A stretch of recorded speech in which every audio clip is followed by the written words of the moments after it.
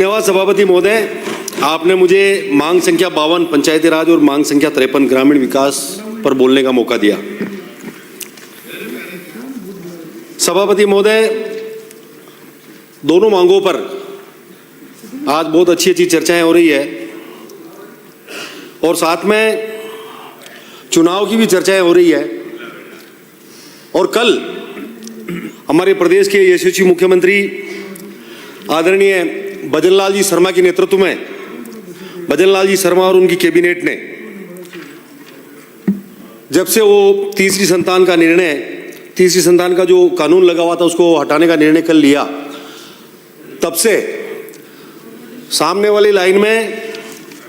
बौखलाहट, हताशा वो सब हमको देखने को मिल रही है। और चेहरे से लग रहा है, आप लोगों का चेहरा देख करके एक चार लाइनें याद आ गई है।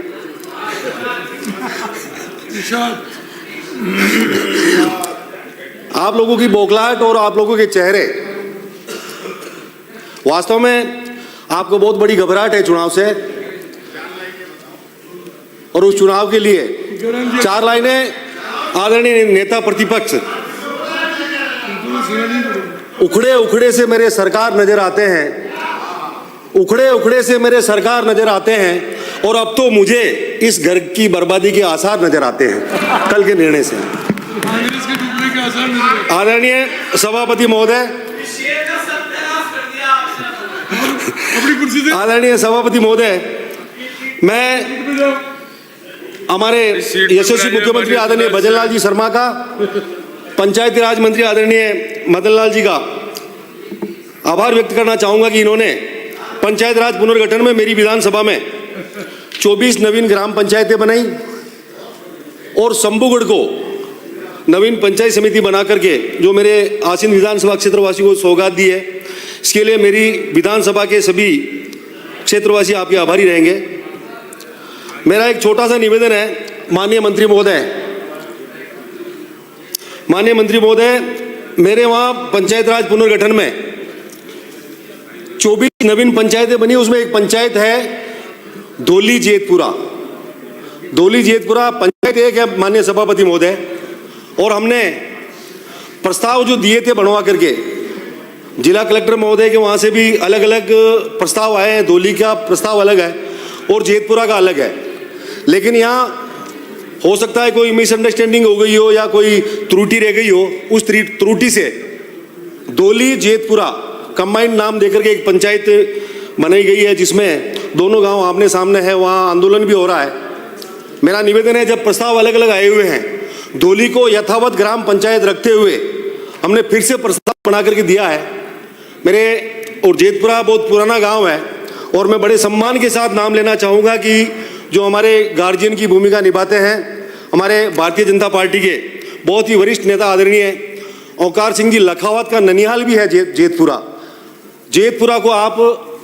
उसका प्रस्ताव हम लोगों ने अलग से बना करके दिया हुआ है। उस त्रुटिवश ये हुआ है, उस त्रुटि को सुधारते हुए जेतपुरा को आप नवीन ग्राम पंचायत बनाकर वहाँ के लोगों को आप राहत प्रदान करेंगे, ऐसी मुझे आदरणीय भजनलाल जी शर्मा से और आदरणीय मंत्री महोदय से पूरी आशा रहेगी। आदरणीय सभापति महोदय, ग्रामीण विकास में और पंचायती राज में जो सरपंच का चुनाव लड़ते हैं और सीआर और डीआर का चुनाव लड़ते हैं, सरपंच लोग पूरी ग्राम पंचायत को देखते हैं, एक लाभ का पद उसको माना जाता है। लेकिन जिला परिषद सदस्य और पंचायत समिति सदस्य, जिनको हम डीआर सीआर बोलते हैं, वो राष्ट्रीय पार्टियों के सिंबल पर चुनाव लड़ते हैं, चाहे कांग्रेस पार्टी हो, चाहे भारतीय जनता पार्टी हो, चाहे तीसरी पार्टी हो, पार्टियों के चिन्ह पर वो लोग चुनाव लड़ते हैं और उनको केवल मीटिंगों में जाने का भत्ता दिया जाता है और चाय और कचौरी नाश्ता करा करके इतिश्री की जाती है। मेरा निवेदन मुख्यमंत्री जी से, आप बहुत ही संवेदनशील मुख्यमंत्री हैं, जब से आपने इस प्रदेश की कमान संभाली है तब से लोगों को आपसे अपेक्षा है और आशा भी है। मैं चाहूंगा कि जो हमारे डीआर और सीआर जो चुनाव लड़ते हैं, डीआर का मानदेय तय हो, कम से कम उनको 15,000 रुपये प्रतिमाह उनका मानदेय हो, और जो CR है पंचायत समिति सदस्य उनका 10,000 रुपये मानदेय हो। और जिस तरीके से विधायकों को अनुशंसा करके पैसा दिया जाता है और विधायक अपनी अनुशंसा से काम कराते हैं विकास के कार्य, उसी तरह को भी एक पावर हो, एक फंड तय हो जिसमें जिला परिषद से डीआर अपने अनुशंसा पत्र से उसके एरिया में वो विकास के कार्य कराए, एक फंड तय हो। और पंचायत समिति सदस्य जो हमारा CR होता है उसके लिए भी छोटा मोटा फंड तय हो, जो सालाना जो पंचायत समिति के फंड से वो अपनी अनुशंसा लिख करके अपने एरिया में कुछ विकास के काम कराए। ये 2 मांगे हैं माननीय मंत्री जी से, मेरा निवेदन आप इस पर गौर करेंगे।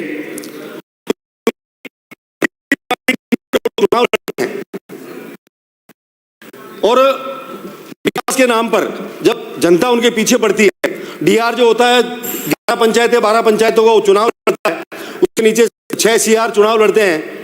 और लोगों की अपेक्षाएं रहती है, उनको परेशान करते हैं, पब्लिक में जाते हैं